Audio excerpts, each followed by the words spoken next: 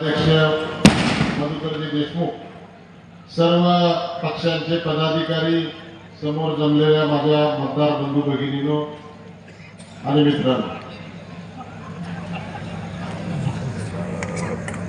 खरं तर मी सकाळी बऱ्यापैकी माझी भूमिका सांगितली होती, त्या भूमिकेला मी जाणार नाही, परंतु मी खरंच घरात बसायचं ठरवलं होतं. आपण आम्हाला पक्षात आणलं म्हणण्यापेक्षा आबाने मला सक्रिय केले. भारत आबा 3-4 दिवस माझ्याकडे यायचे, मला म्हणायचे बाबा असं करून चालत नसतं. मी म्हणलं माझं 40 देश फिरायचे राहिले बाबा, तेवढे फिरतो. 59 वर्ष वय झालंय आणि आता पुढं काय होईल अशी काही संधी दिसत नाही. आणि एकदा का माणसासमोर आलं तर पुन्हा 5 वर्ष जबाबदारी घ्यावी लागते. 2019ला माझा पराभव जरी झाला असला तरी या तालुक्यामधला एकही माणूस असा म्हणणार नाही की संजय बाबा आम्हाला उपलब्ध झाला नाही. आणि आता जर आपण स्टेजवर जायचं असेल तर पुढच्या 5 वर्षाची जबाबदारी पुन्हा आपल्याला घ्यावी लागेल. आणि तुम्ही जर साथ देत असाल तर मी तुमच्यासाठी तयार आहे, नाहीतर हिथं पुन्हा पायात पाय घालण्याची संख्या खूप असते, म्हणून जरा बाजूला जावं म्हणलं. पण आबाने सांगितलं बाबा मी तुमच्या पायात पाय घालत नाही, तुम्ही माझ्या घालू नका.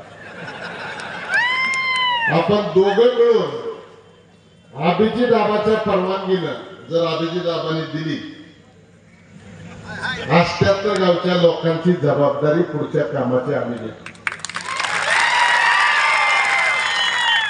या तालुक्यामध्ये प्रचार केला जातो.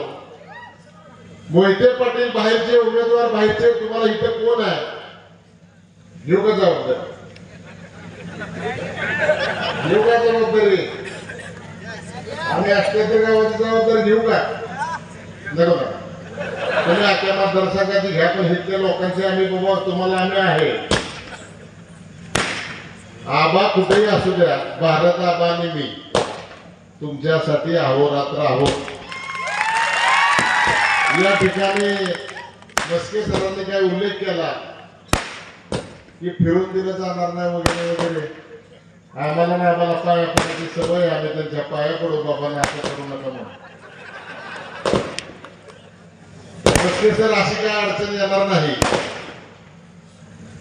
या ठिकाणी ज्या वेळेस आपण ही निवडणूक लागली त्यावेळेस आपण सगळ्यांनी थोडस बारकाईने लक्ष दिलं पाहिजे. आपण गेल्या 4-8 दिवसातल्या जर घटना बघितल्या तर जे महायुतीचे उमेदवार आहेत ते अपक्ष आहेत आणि जे अपक्ष उमेदवार आहेत ते महायुतीचे उमेदवार आहेत, अशा प्रकारचं चित्र आपल्या गेल्या 3-4 दिवसामध्ये तुम्हाला बघायला मिळतं. मग काही अल्पसंख्याकाची मतं मिळावी, अल्पसंख्याक समाजाला वेड्यात काढावं यासाठी केलेली तर ही केली नाही. शिवसेनेचा, शिंदे गटाचा पाठिंबा सफरचंदाला, भारतीय जनता पार्टीचा पाठिंबा सफरचंदाला, घड्याळाची काही माणसं जरी स्टेजवर असली तर त्यांचा पाठिंबा सफरचंदाला, आज रयत क्रांती संघटनाचा पाठिंबा सफरचंदाला. मग महायुतीचा उमेदवार कोण? तुम्हाला सगळ्यांना सांगतो की बबनराव शिंदे अत्यंत चतुर्ग्रस्त आहेत. ज्या वेळेस गावागावामध्ये त्यांना सांगितलं गेलं की दादा काही करा पण तुतारी घ्या, कारण त्यांच्या कार्यकर्त्यांना माहित होतं की जनता तुतारीच्या मागे आहे. आणि पुन्हा उद्या गावामध्ये जर कमी मतदान झालं तर आपल्यावर येऊ नये म्हणून ते आधी सांगत होते दादा तुतारी द्या. दादाला पण माहित होतं त्यांना तुतारी मिळणार नाही, पण तुमच्यासाठी मी गेलो म्हणून ते कसे सांगतात, त्याच्यासाठी ते तुतारी मिळते का बघत होते.